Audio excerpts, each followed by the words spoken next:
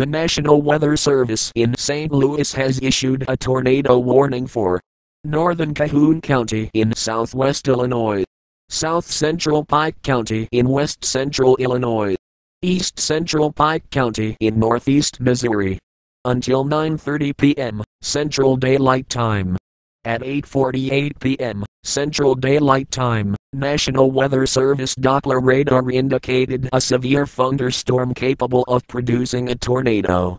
This dangerous storm was located 5 miles southwest of Clarksville, or 11 miles southeast of Louisiana, and moving northeast at 20 miles per hour. This storm has a history of producing tornadoes. Take cover now.